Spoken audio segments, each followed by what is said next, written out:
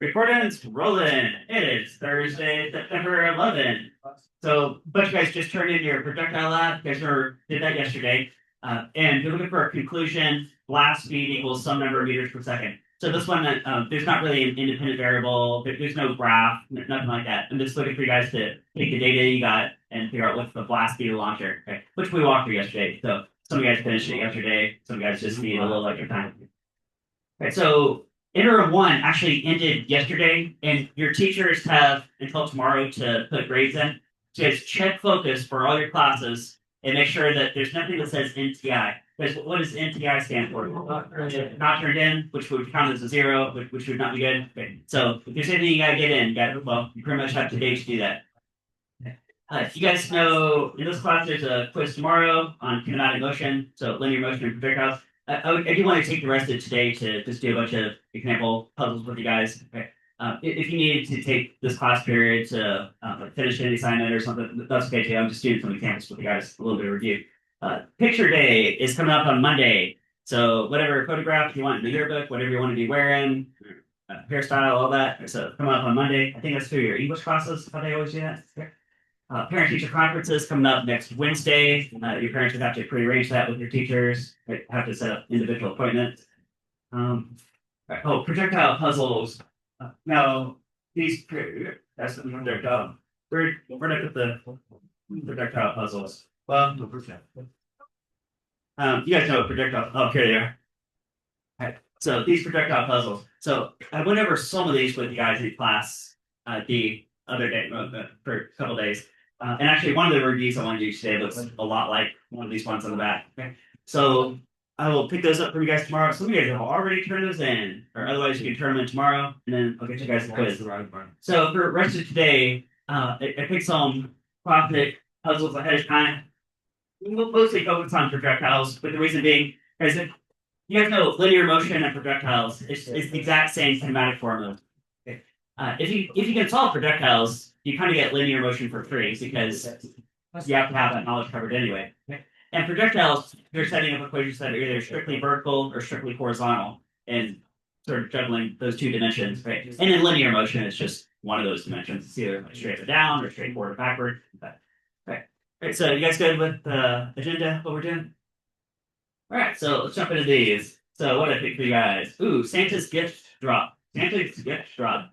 You guys ready to go to Christmas Eve? Oh, yeah. Ho, ho, ho. Okay, you guys got some notes. You guys are going to solve these. So here's Santa, who's in a sleigh with this big bag of gifts. Okay, he's got 8 tiny reindeer. And let's say he's moving forward at some speeds. He's going horizontally through the sky. I might tag a number to that later. We'll see. Maybe he's some elevation above the ground. I'll call it elevation H. I'm going to call it H or Y. I usually reserve for some kind of vertical displacement. Okay. And here's the ground down here. Here's ground level. Okay. And here's Timmy's house. And Timmy has a chimney. Okay. And Santa needs to figure out how far in advance of Timmy's house. Maybe I'll call it X. Just like that. Or sometimes we'll call it D. Okay. So that he can release Timmy's gift and right into the chimney. Oh yeah, look at that. I nailed that parabola. Oh yeah, yeah. Okay. So yeah, you guys do that. You guys wake up on Christmas morning, got all your gifts in the fireplace. Yeah, that's how it works, right? I think something like that. So let's see, how far in advance? That's the question. If he knows how fast he's going and he knows his elevation on a Santa sleigh. Throw some numbers in here. Let's say he's going. Actually, no, that's what I got this for. Let's make this super fun. He's going 52 meters per second. That's what he's doing. That's how fast he flies. 52 meters per second. Everybody knows that. Got it. Cover the whole world. And see how high can he be? Let's get another 2-digit number. 25. See, 2,500 meters. He's 2,500 meters up. Boom. All right, we're gonna solve this thing. So how far in advance? So you guys solve it. I'll solve it, and see if we get the same thing. Okay. So you're solving for x. Everybody knows they're solving for this x right here. Solving for x. How far in advance of Timmy's house is Santa dropping that gift? So it lands in Timmy's chimney. Oh, here. I'll tell you one more thing. let's use okay. Let's do this. Let's use gravity field as 10 meters per second squared downward. I need to tell you something about the quiz tomorrow. Because the quiz tomorrow, there's a projectile question that involves like a cannon blasting, and I didn't catch this until after I printed them all out. But uh, if you use 9.8 versus 10 meters per second squared, it does give a different enough answers that it would throw you off in the multiple choice answers. Right. So some of this quiz is multiple choice tomorrow, not the whole thing, but some of it is. Okay. Now I did print on the paper. I said use 10 meters per second squared for gravity. Right. But if you miss that detail, you use 9.8, you would actually get the wrong answer. Okay. So tomorrow, when you guys see the cannon question tomorrow, you'll follow the directions to use 10 meters per second squared. Yeah. All right. All right. So go ahead. You guys solve this. I'll solve this.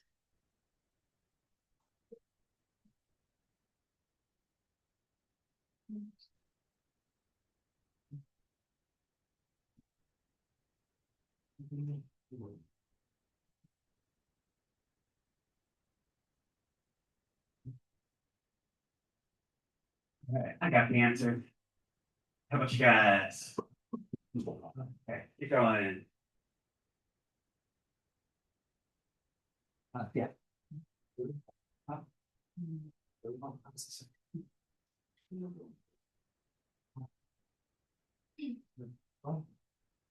What do you think you started this to say? Sitting at the multi set around this.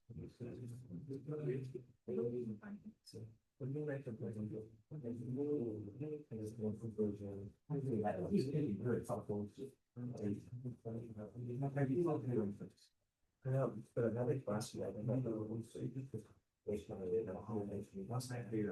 thing that's 1,000 questions.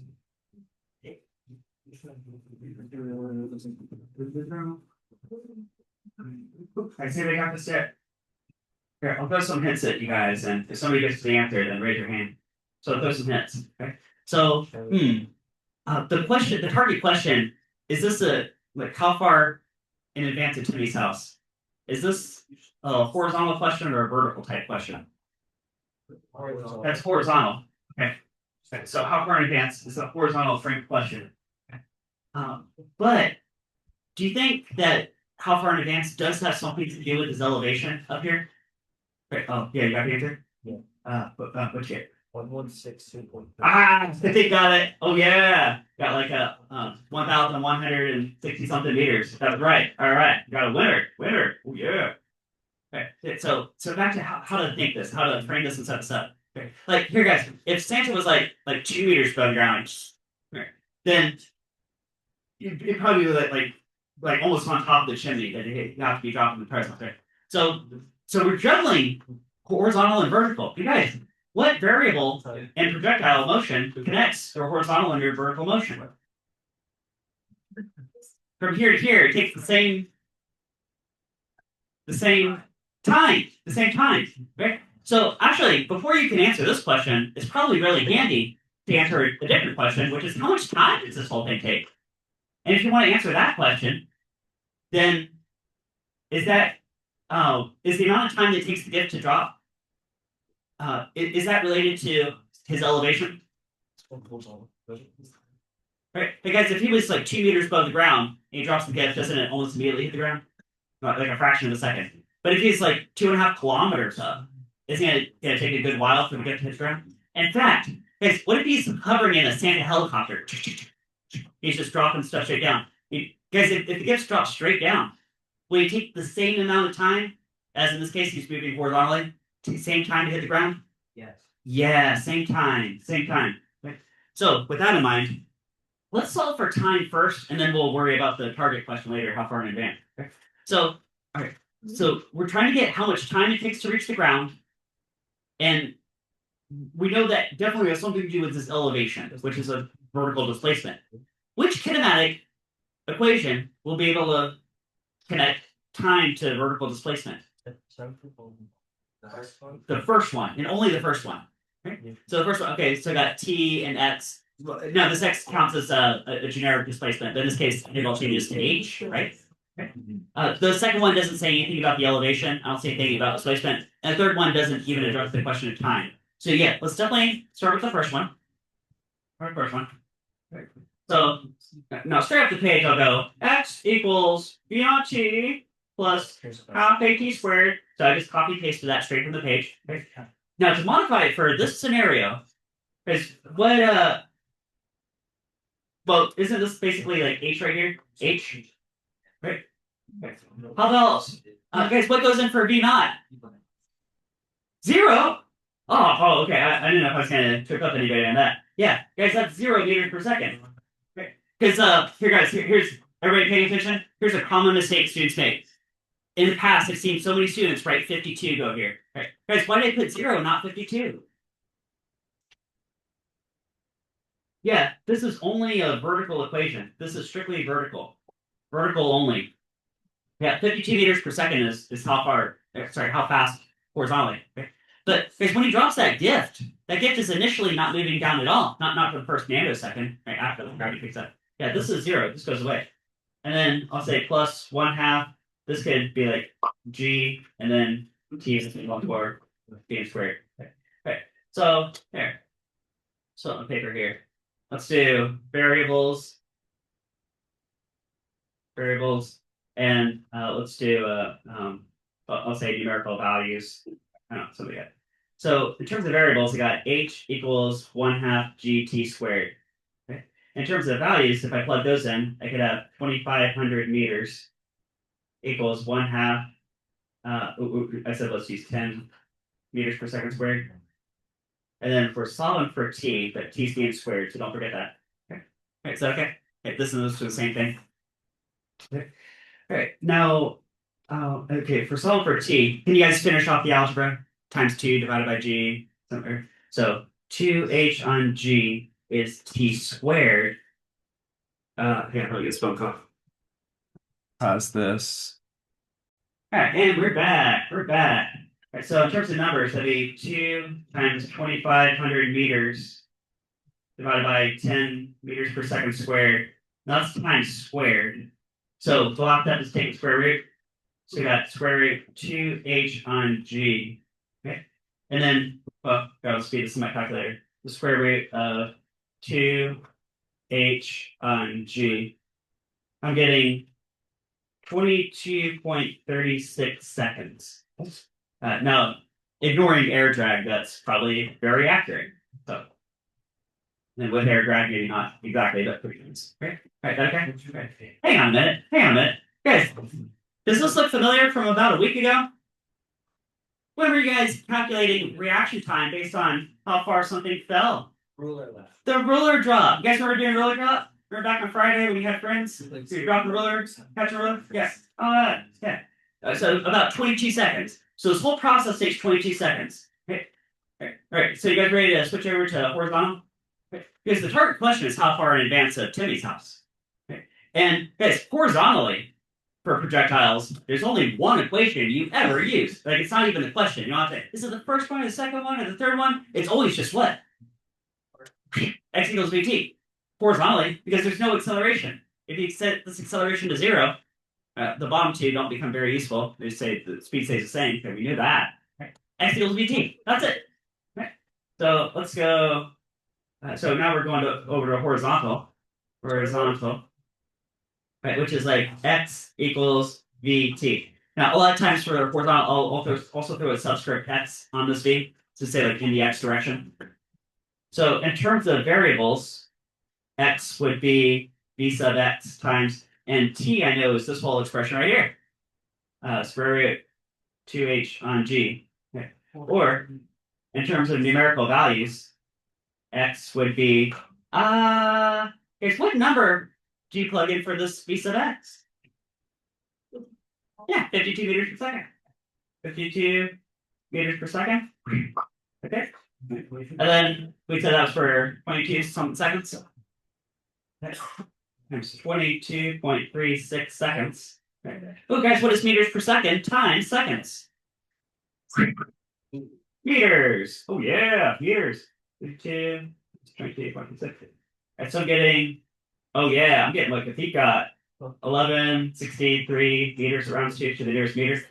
All right, there you go. Straight down the chimney. Oh, yeah. So you guys are there? That whole process? All right.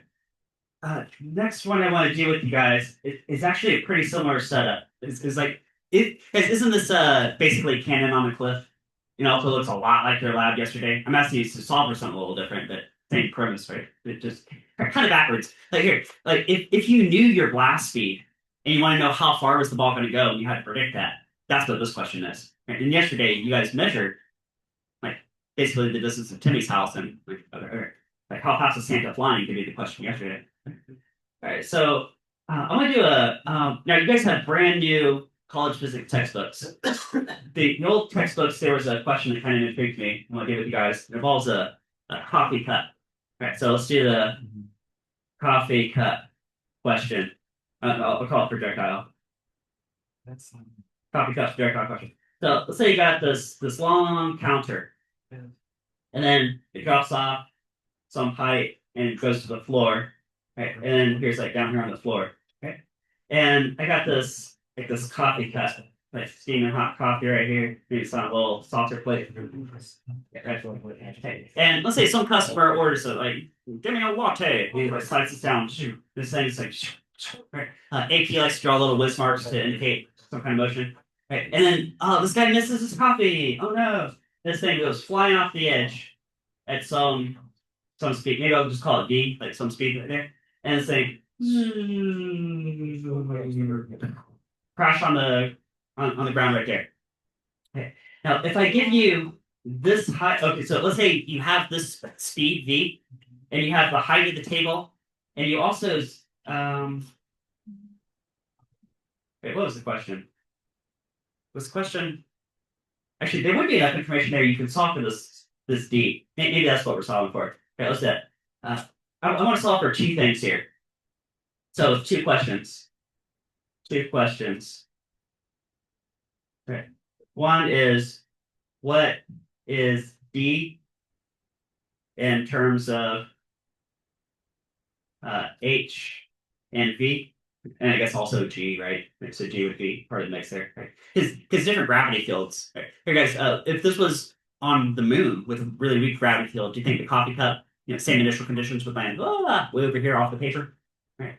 Okay. Okay. And then next question is what is I'll call it V crash.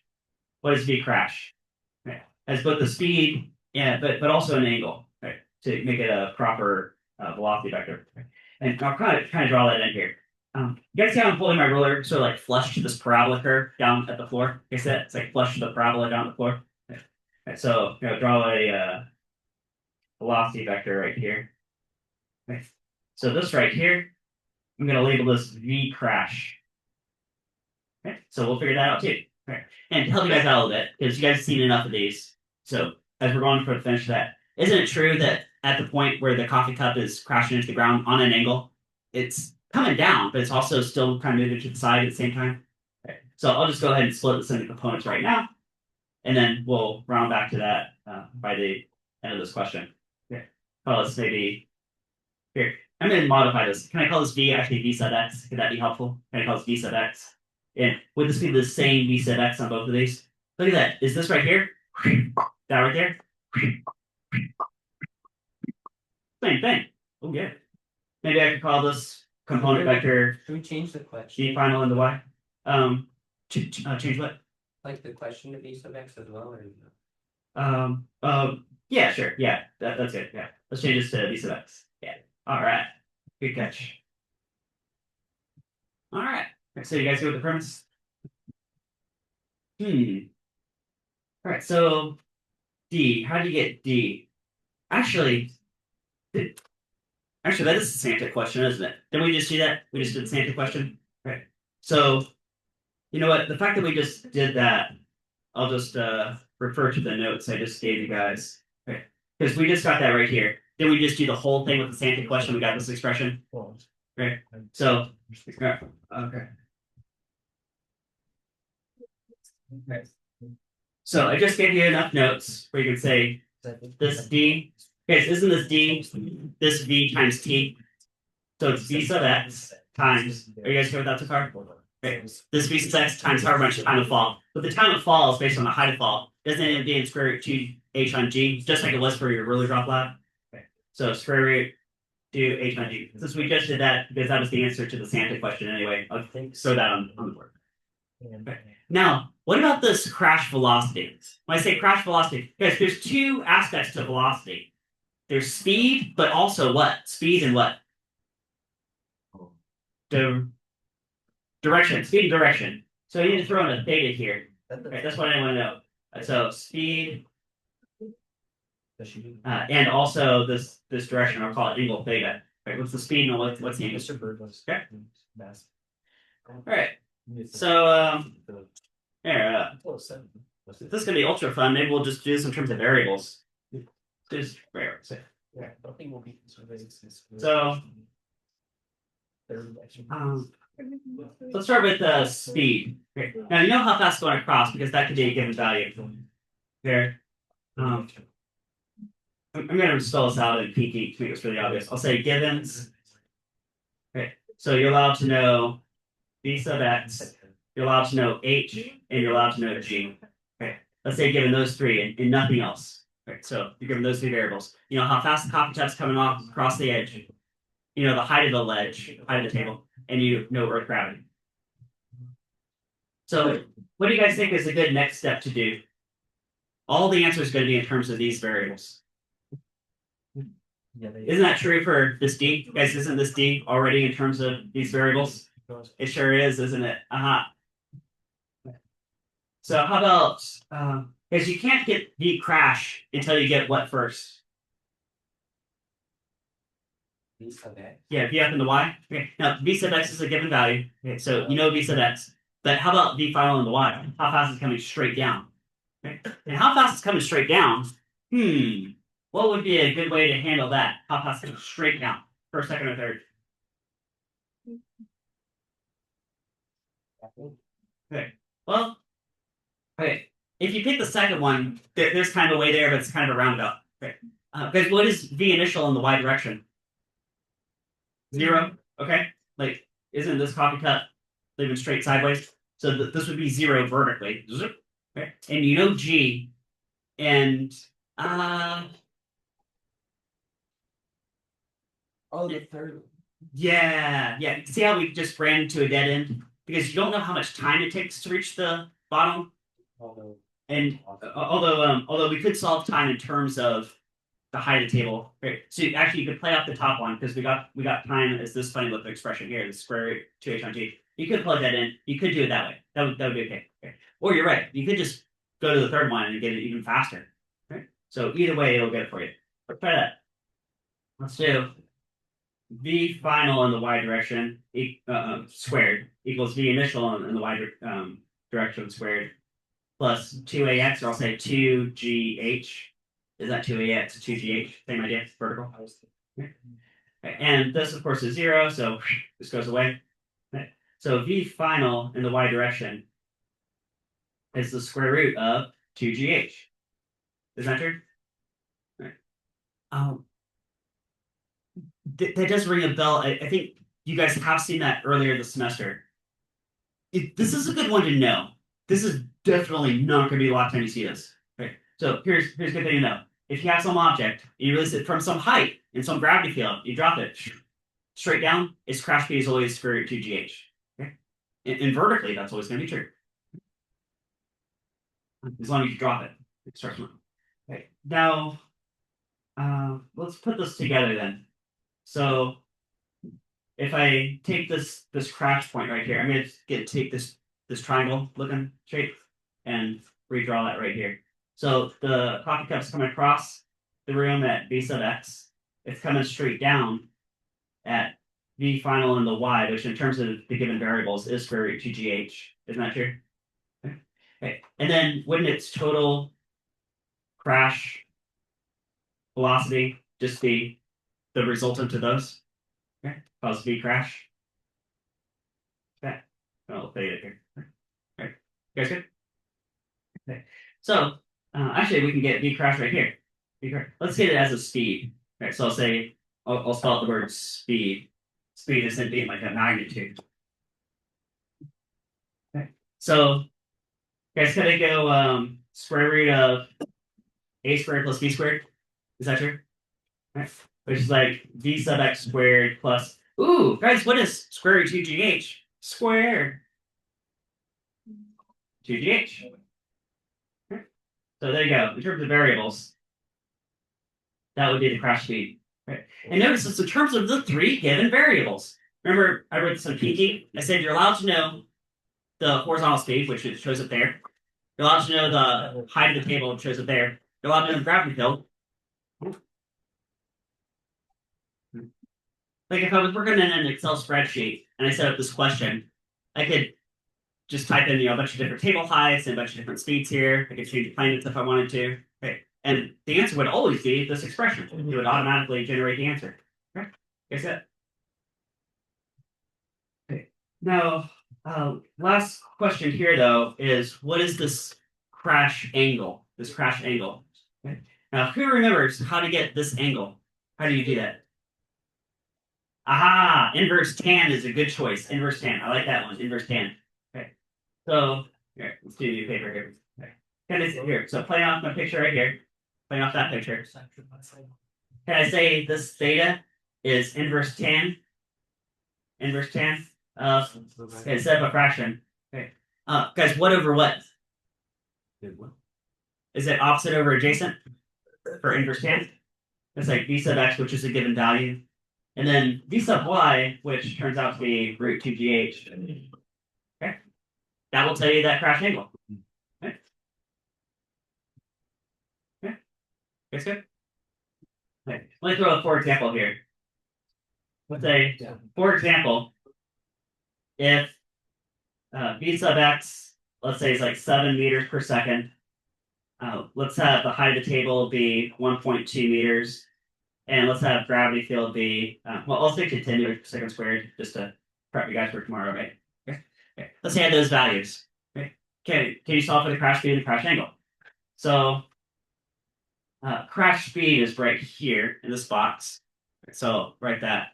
I got, so v crash equals, well, I'll just plug this in my calculator just to save some time. You guys know where this is coming from, right? Got square root of, and then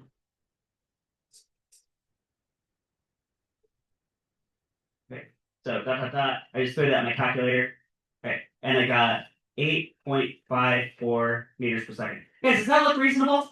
If the coffee cup was sliding off the table at 7 meters per second and it fell a little over a meter, it's picking up a little bit of speed. Yeah, it's going a little bit faster, isn't it? I think that looks reasonable, right? Okay. And then let's get theta equals, and I'll just push it through this inverse tan. So let's do inverse tan of v sub x is 7 over, and then square root 2gh. Okay, just like that. Okay. Guys, before I hit enter, I want you guys to think about this. If this is coming across at like 7 meters per second, okay, and if you drop something like 1 meter, it hasn't picked up a ton of speed. Okay, so it's probably going a lot slower than 7 meters per second in the vertical. Is that true? Okay. Isn't it going across the room a lot faster than it's coming strictly down? My picture is not really to scale. Do you guys see that? Right. Because the question I have tagged to that is, what is this angle? Is this angle more than or less than 45 degrees? Let me say it again. Guys, everybody up here think about this? Think hard? You guys know it's coming across at 7 meters per second. Is that true? But it only fell 1 meter, so it hasn't really picked up very much speed vertically. Definitely less than 7 meters per second. Right. Here, I'll find it right here. What is the square root of 2gh? Okay. So if this is like 7 meters per second, this turns out to be 4.9 meters per second. So you guys see it's coming across faster than it's coming down? So is this angle more than or less than 45 degrees? It's got to be more than. From the vertical, right? Guys, this leg's really long. This leg's really short. Right? Right? You guys see it has to be more than 45 degrees from the vertical? Oh, yeah. Right? Because the opposite is more than the adjacent. Right, so back to hidden. I just plug those values in. What's inverse tan of 7.49? Okay. Yeah, it sure is. It's 55 degrees from the vertical. Okay. Notice that I specify the angle relative to something. Right. Usually relative to the horizontal of the vertical. Okay. Right, guys, good? All right. There's one more kind of funny thing I want to do with this with you guys. Right. So Can I use the restroom? yeah, go ahead. Okay. All right, so here to it. Okay. Let's look at hmm, how do I want to do this? Right, right, okay. Guys, I want to. Okay, just stick with me on this. I want to get what is the speed in terms of the distance we're banded. Um, you know what? Okay, I'm just gonna do this. We just do this. Right. So here's what inspired this to begin with. I have some solutions from the past book. Okay, so this is kind of light gray. Sorry about that. You guys see this copycat come across? It's kind of cross thing. Suppose a given value was d and not b sub x. Is that okay? Right, because there's somewhere I'm going with this. Okay, let's say you were given h and d in gravity. Okay. Okay. In that case, you do something very similar to what we did. Of course, the solution is not going to be in terms of bx. It's going to be in terms of d. Right. So here I'm getting where is it? Okay, I can get dx in terms of d. Of course, we can do that backwards for what I give you guys. Okay. So anyway, if you work through the math, you get this angle is inverse tan of d over 2h. You guys see that? If you do the math, inverse tan d over 2h. Okay. Now, what's funny about that is sometimes I ask the students a question like this in the past, and are you guys ready for a common misconception? Guys, common misconception right here. I'll ask students, what is this angle? And I've seen so many students do this past. Guys, everybody look here, think about this? I'm telling you something that a lot of you guys would miss otherwise. And I know this because students have missed this in the past. Is everybody awake? Everybody's awake? You bounce the ball. Right. Right. I ask students, what is this angle? And I say, oh, it must be inverse tan of d over h. D over h. They say that. Right. Guys, does inverse tan d over h tell you this crash angle? No. No. Right. Because d and h are displacements. To get this angle, I've played off these velocity components. You guys see that? It's different. Okay. And if you do inverse tan of d over h, you actually get an angle that's almost twice as big, or approximately twice as big. Okay. In fact, I know it's approximately twice as big because inverse tan d over h would give you. It's like if you pulled a string taut. If you pulled a string taut, it could tell you this angle, which is the same thing as this angle up here. Is that inverse tan d over h? Okay. But if you run the math in terms of d and h, in terms of velocity components, you guys see a factor of 2 inside the inverse tan? Right? So it's actually really similar geometry. There's just a factor of 2 thrown in there. Like a triangle twice as wide. All right, so I had a fun adventure there. All right, what else have you got for you guys? Let's do one of these cannon on a cliff questions. So cannon on a cliff. Thank you. Cannon on a cliff.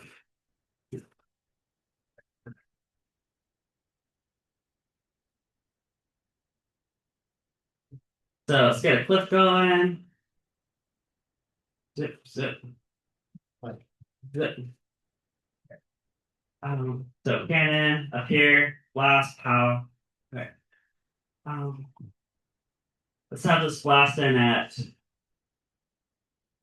Okay, so V blast. Yeah, I'll do numbers for you guys on this. Okay. Let's see how fast it's going to be blasting. Looks like 62 meters per second. We're doing 62 meters per second. It's a blast speed. Let's have an angle right here. So theta equals, see how many degrees?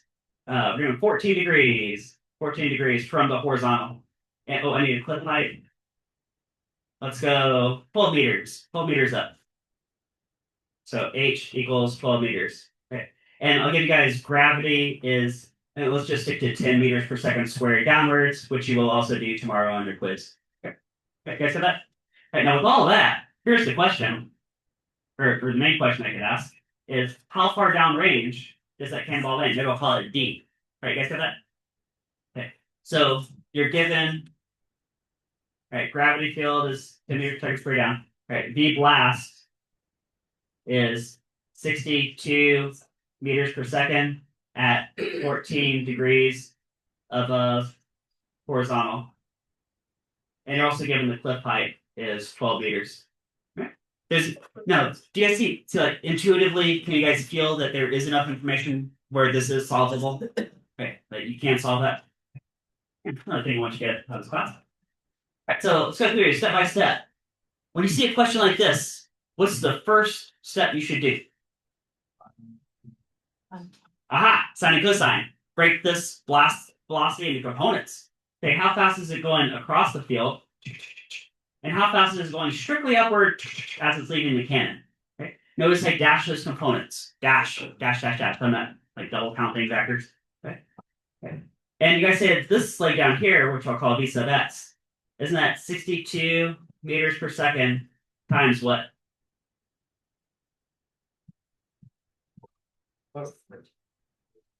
Cosine of 14 degrees. Yeah, cosine of 14 degrees. Okay. And this vertical type vector, I'll call v initial in the y direction. Could that be 62 meters per second times what? Yeah, sine of 14 degrees. Aha. Okay. Now 14 degrees is a pretty shallow angle. So so it looks like it's like maybe roughly horizontal, but not quite. Okay. I think it's going, guys, faster which way? Is it going faster to the right or faster up? Yeah, definitely faster to the right. Yeah. Okay. So let's get some numbers here. It's 62 cosine 14. Okay. I'm looking at 60.16 meters per second across. And if I scroll up, scroll over, pop in a sign, I'm getting, oh, that's interesting. 14.999 meters per second strictly upward. Maybe you just call it 15. That's probably fine. Okay. All right.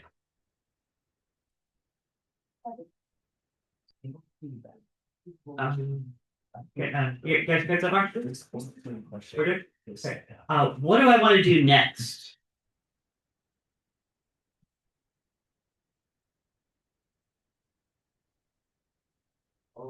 What's next?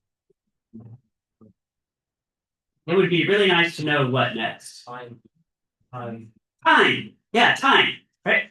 Now, the ultimate question is how far down range, but that would be how fast across times how much time. And I don't have the time yet, but we can find time.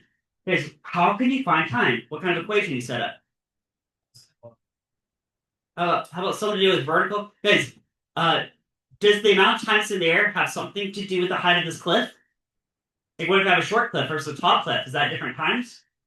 We need to bring in the height of the cliff. We need to bring in the gravity field.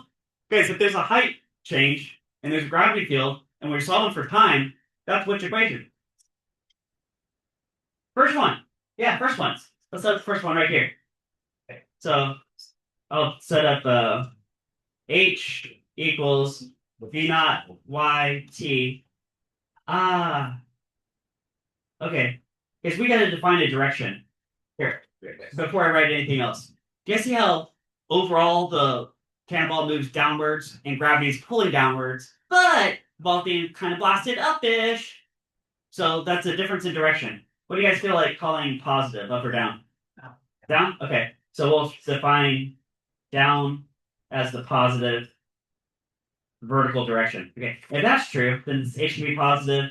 This V naught Y would turn out to be some negative number, so I have to be careful about that. Okay.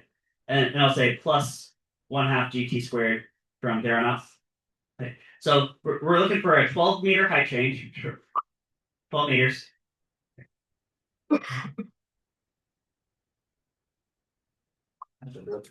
here. That's my water bottle. Okay, yeah. Okay. Guys, what number goes right here? Yes, negative 15. Negative 15. Negative 15 meters per second. Isn't that this vertical component? Right? And why is it negative? Because it's going up. Yeah, because it's going up. Right? We said let's call it down positive, so it must be negative. Right? And then T, we won't know. And then plus 1/2, we're calling G 10 meter per second squared. Okay.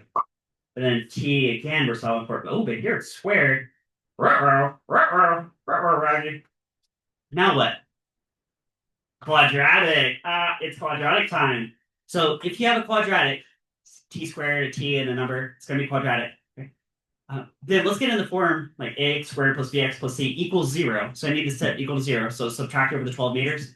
And then I can apply the quadratic formula. So I'll go 1/2 of 10 is 5. I'll call it 5 meters per second squared. T we're solving for squared. minus this 15 meter per second t for solid core. Okay. And then minus 12 meters equals 0. Okay. As a side note here, what's meters per second squared times second squared? Meters. What's meters per second times seconds? Meters and meters. Guess you have 3 terms and they're all in terms of meters. Are you allowed to add together terms that are different variables? Or sorry, different units? No, you can only add or subtract the same units. Okay. So let's go t equals negative b, which would be positive 15, plus or minus the square root of b squared, which is always positive anyway, minus, okay, now careful here, minus 4 times a times c, but c is negative. Guys, do 2 negatives make a positive? Yeah. Okay. And all divided by 2a, which always just works out to be the gravity field anyway. Okay. No, here's good calculator practice. Make sure you can correctly plug this into your calculator. Make sure you're getting the same thing I am. So I'll open up one parenthesis, 15, I'll start with a plus, square root, which gives me a parenthesis, 15 squared, well, this would just be plus anyway, 4ac, and close one parenthesis, close the square root, close the second parenthesis, closes the numerator, and then divide by 10. So I'm getting 3.66 seconds. And I'll say, or scroll up, scroll over, pop in that minus, negative 0.66 seconds. Right, you guys getting that too?